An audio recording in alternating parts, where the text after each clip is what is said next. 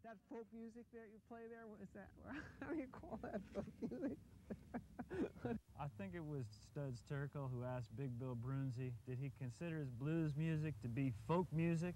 And Big Bill says, well, never heard no horse.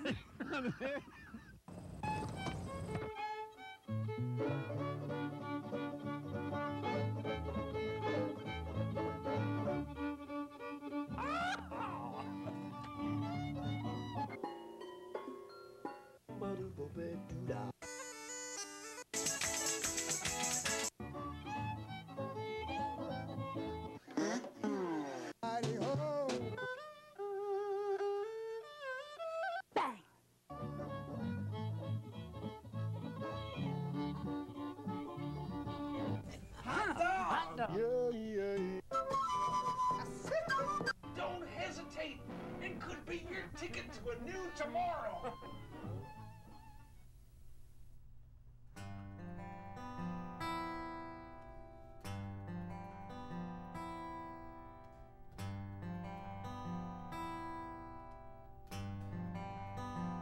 That's real love, so hard to define. Don't you dare decline it. When it comes for you, you'll recognize it. You'll come to prize it. That's real love.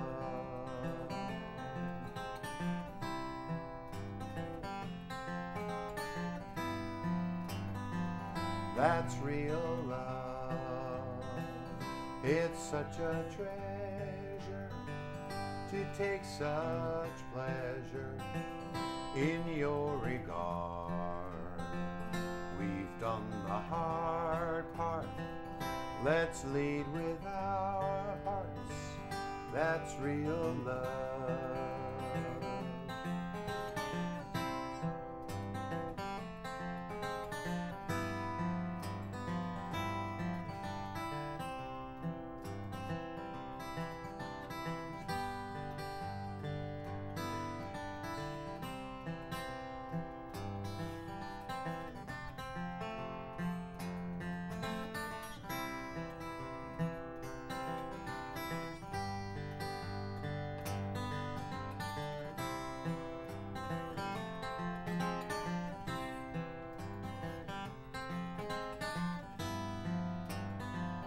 That's real love.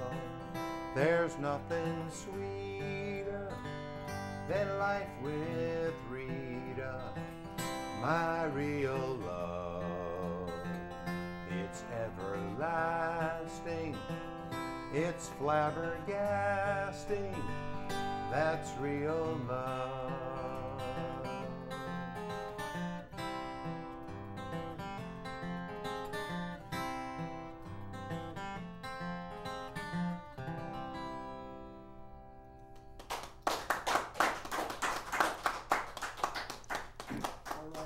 All right.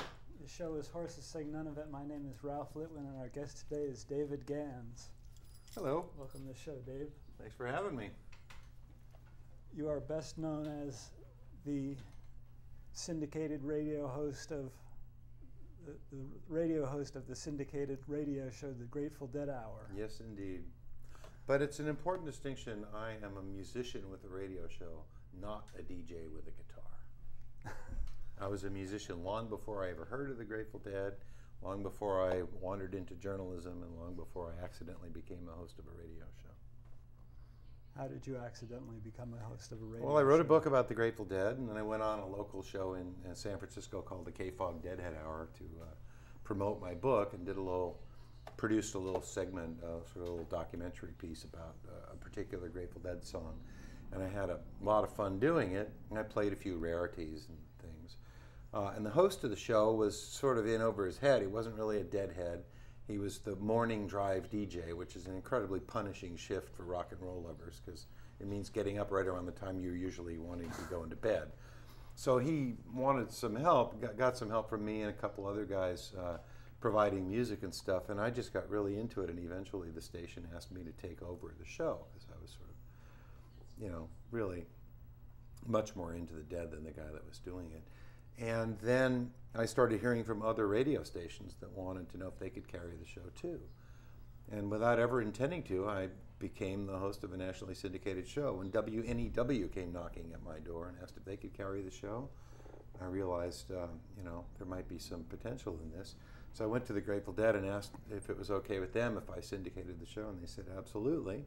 So I made it a business arrangement with them, and the next thing I knew, it's 25 years later, and that's been my day job all this time.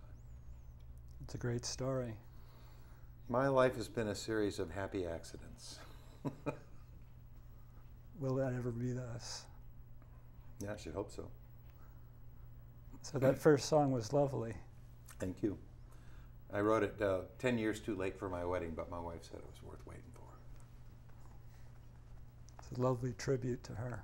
Thank you. Want to hear a song that's the opposite of that? Sure. Cool.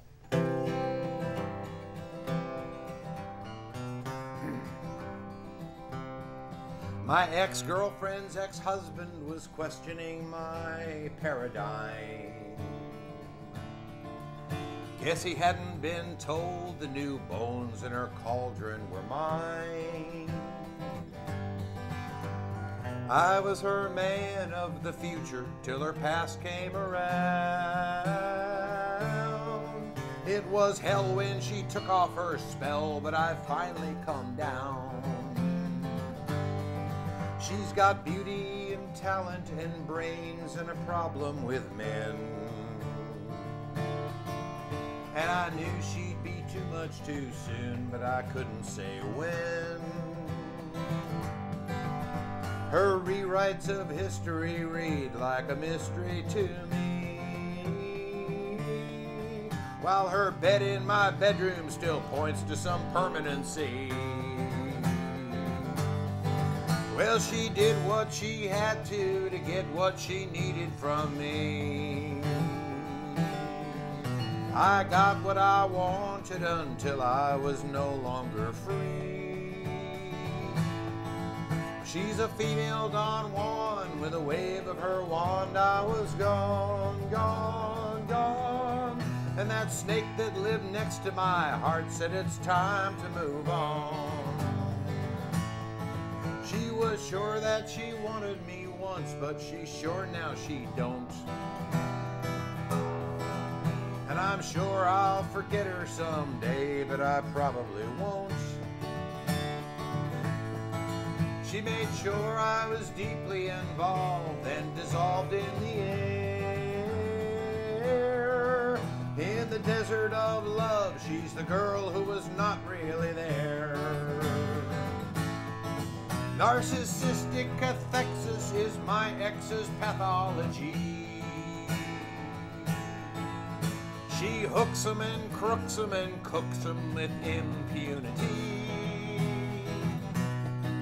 Well, I'm damned if I am and I'm damned if I'm not. Damned if I wouldn't jump back in her pot. 'Cause I've seen what's behind all her masks and her potions. The parallel girl's perpendicular motion. I'll reach for the truth in her voodoo and juju and jive. And convince her that men are enjoyed best when taken alive.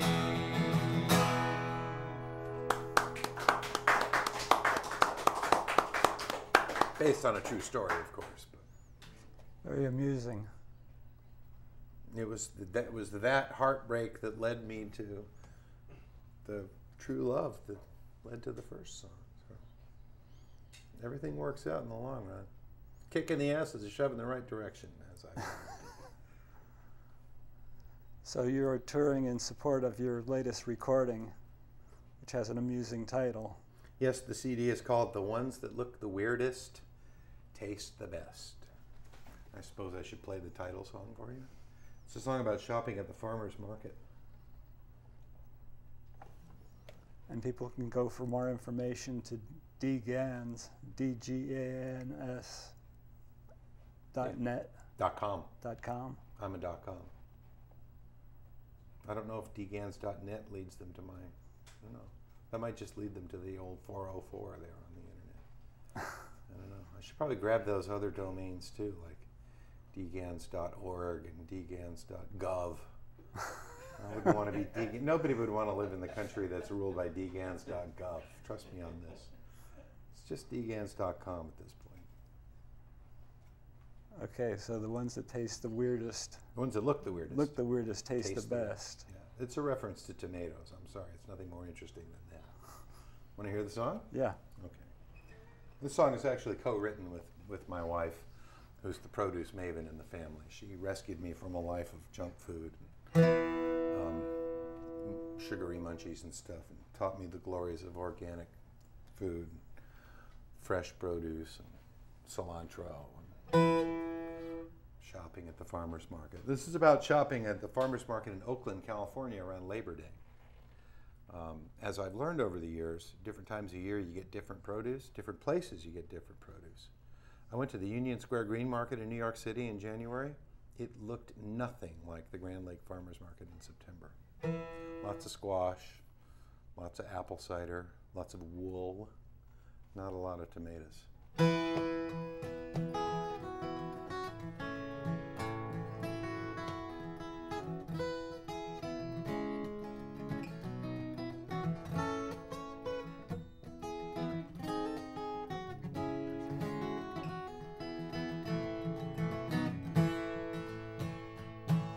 Well, I can't live the way I did when I was an immortal kid.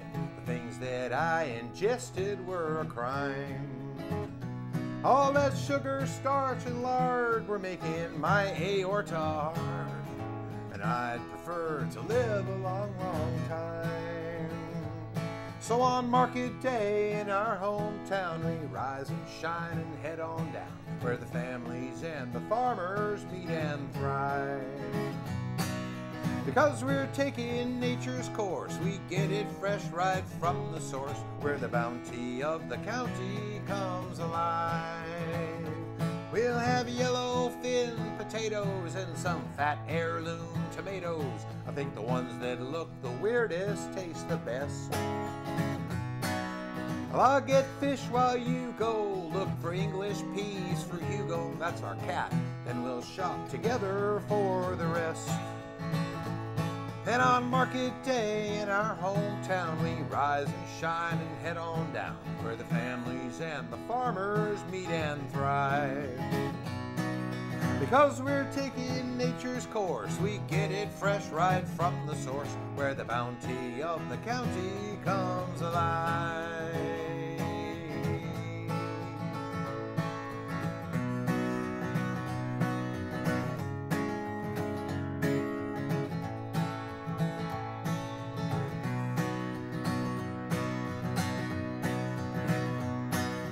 Nature has her reasons, so we eat our foods in season. And I am being more vocal about thinking global and eating local.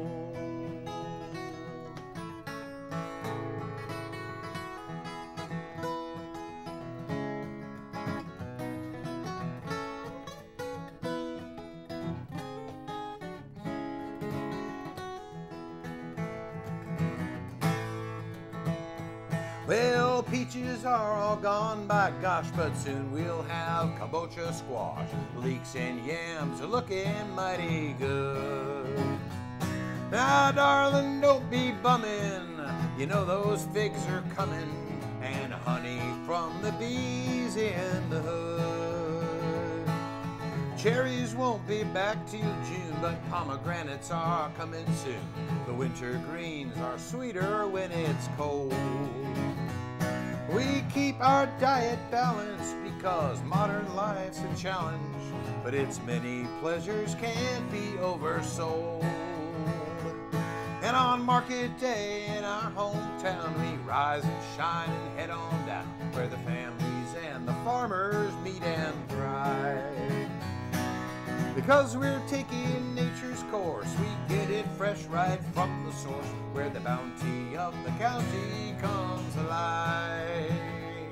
Where the bounty of the county comes alive.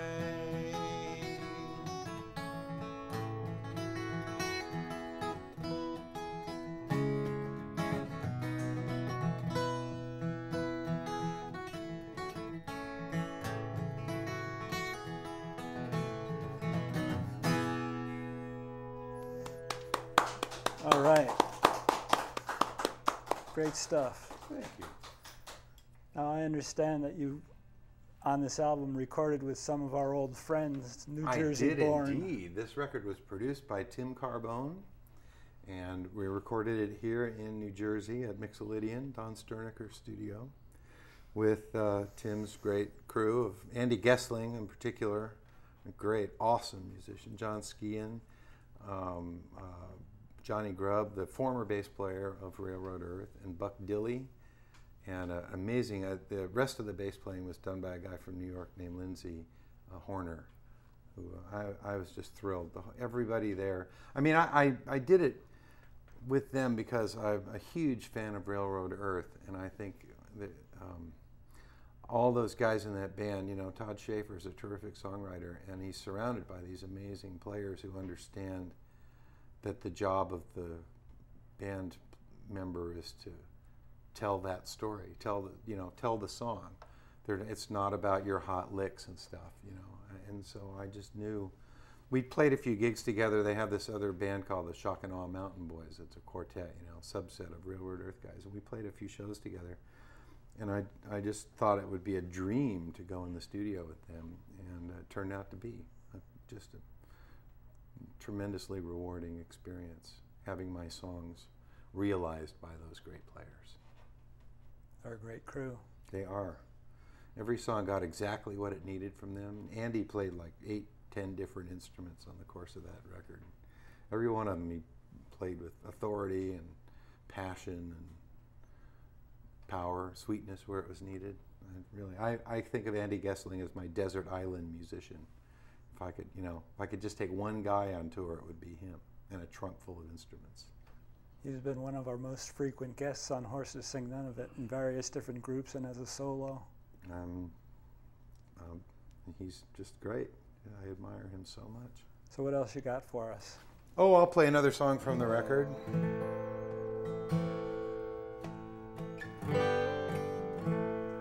I want you to play with me on the next one.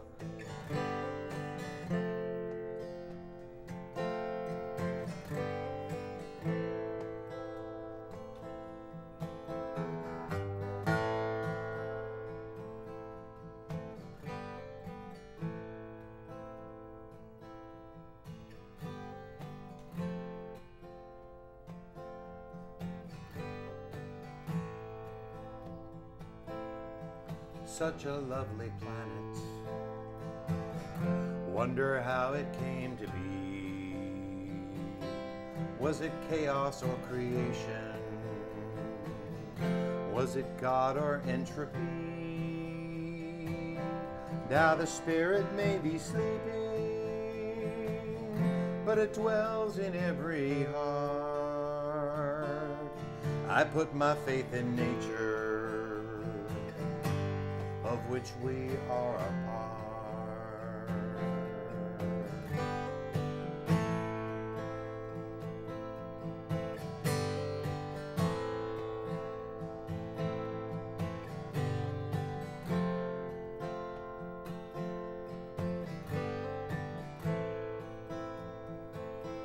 There are many here among us who believe this world is theirs, and when it's beaten and depleted, they will rise into the air, and the ones who don't believe them face a dark eternal grave. No one knows, but they are certain. Save us from the saved. I put my faith in nature, what I hear and smell and see, till I meet that higher power. I'll do what makes sense to me. And if what I would call a good life is what you would call depraved, give me freedom from religion. Save us from the saved.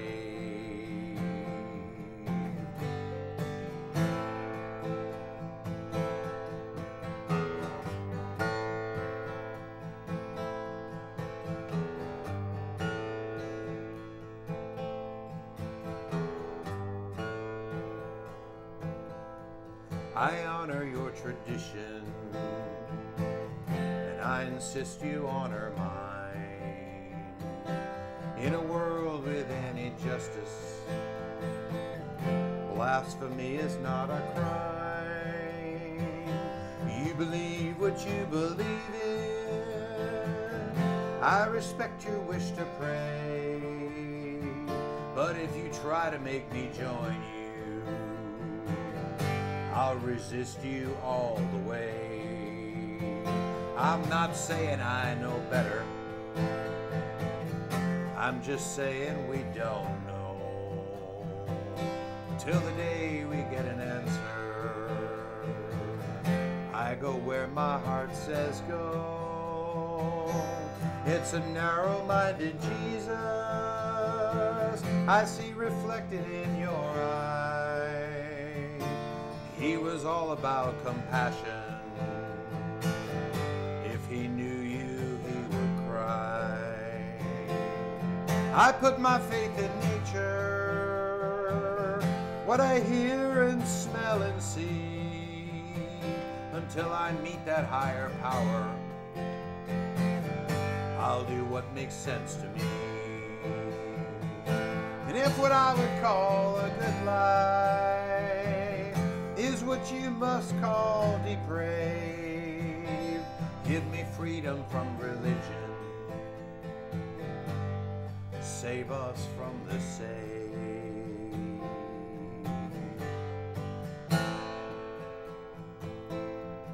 Save us from the saved.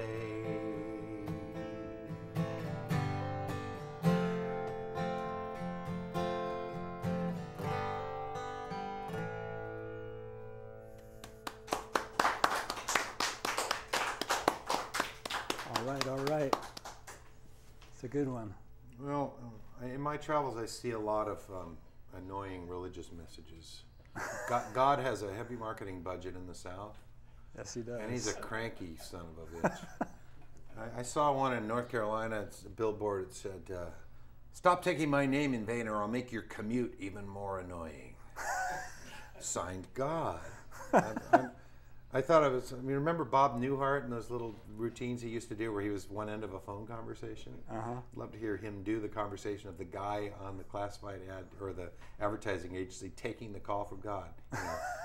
You want a billboard? And it says what now? God, can I get a credit reference on that? So, I'm not a good enough comedian to do that routine, but that's what I envision when I think about God taking out billboards. Now, you said earlier that you were a musician before you became a Deadhead. That's true. Do you care to share a story of how that happened? It happened the way it happened to a lot of people. My roommate and songwriting partner gave me some LSD and took me to a Grateful Dead concert, and mission accomplished. It was a very, very hot night. We were in the last row of Winterland, very, very, very top of the balcony. It was the only time I ever saw Pigpen, and I was way too far away to actually really get much of what he was doing down there. But little bits of music stayed etched in my mind after I finally came down, and I went and got some records and realized what songs they were, and I really started to appreciate. I came from the singer-songwriter school. I was a big fan of John Prine, Steve Goodman, Jackson Browne, Elton John, Cat Stevens, that kind of stuff. And when I heard the Grateful Dead, they just revolutionized my notion of what songwriting was. And that was even before I began to get a handle on all that stuff going on between the songs. The next time they came to town, in August of 1972, I went to all 4 shows and really started to get into it. It opened up my mind to a lot of different things about music and improved my sense of what was possible. And I got interested in the Dead and followed the Dead. I didn't move out of my house and go on tour or anything like that, but I stayed involved in that music and that culture. And when I started writing for music magazines in the mid-70s, I would write about the Dead often, along with other, I was a mainstream music journalist for 10 years, but the Dead was one of my favorite subjects, and writing about them led to relationships with them, friendships with them and stuff. And so as I said earlier, I sort of accidentally got into the radio business and stuff, and I published 3 books about the Grateful Dead, but it never interfered with my own musical progress. You know, I always maintained my own musical thread there and always played semi-professionally. And in about 1998, actually, a couple years after Jerry Garcia died, I had a couple of opportunities to play festivals elsewhere in the country, and that sort of lifted me up onto the national stage, and I started touring. Also because I kind of thought, well, this Grateful Dead thing isn't going to last forever. And I've been, my day job for 25 years now has been doing that radio show, so it may last forever, I don't know, but I always was my own musician and this Deadhead guy, but sometimes one of them eclipses the other. And being a famous Deadhead is a kind of a weird thing to be in life. A lot of people make certain assumptions about you based on that, or about me, you know what I mean? And they would also sort of tend to, some people at least tend to assume that my music is long noodly jams with weak vocals and stuff, all the sins of the Grateful Dead visited upon me, but I am my own musician and always have been, and there's a huge amount of that music in my music, but I've always had my own voice. As you've heard from the songs I perform for you, I don't think necessarily you'd hear any of those songs and think, oh, that's a Deadhead singing. Now this next song I want to do with your help is about the Grateful Dead. And I got the lyrics from Jim Page, a wonderful singer-songwriter out of Seattle. You ever run into Jim Page? Haven't. Look him up. JimPage.net, folks. An amazing, wonderful, completely committed social activist, tree-hugging, lie down in front of the tractor kind of guy. A wonderful songwriter, a real hero. And I made up this piece of music. I was sitting in a hotel room in Jacksonville, Florida, farting around with finger picks, and came up with this nice progression, and a melody suggested itself. And for some reason, I got this inspiration to try Jim's lyrics for this song on this music, and they fit with just a little bit of, surgery. So I got Jim's permission to use his lyrics in my song.